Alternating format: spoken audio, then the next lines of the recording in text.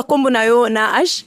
Kombo na nga Chité, âge na nga 33 ans. Merci Chité, opasuli balo na yo po anini.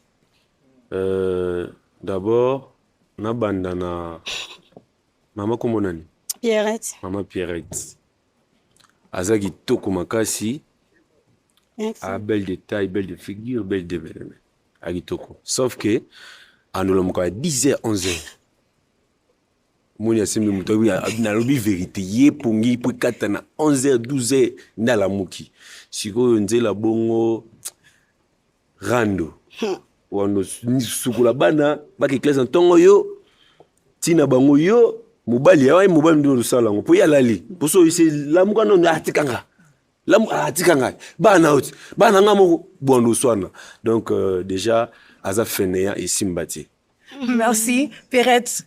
Est-ce que ce qui est approché on a balabala on accepté? Oui, à mobali. Ok, si on a ma kambuya wito loba pona yo. Ba vérité zawana. Bon. Alors bien solo pour l'amgra un. On a raison. Pour l'amgra peka 10h. Prophète hein? Ah, on a raison.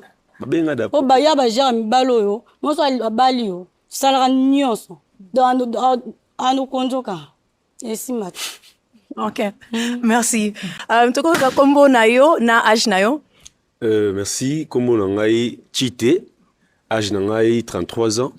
Chité osala anini? Naza artiste comédien. Ok, merci. O pasuli ballon na yo? Pourquoi? Na pasuli ballon ya liboso eza pona accoutrement na ye, ya mibale eza pona taille na ye, lolenge na ye soki nga na zal mobali na ye. Je me suis annoté la ngaba vitamine à biloko.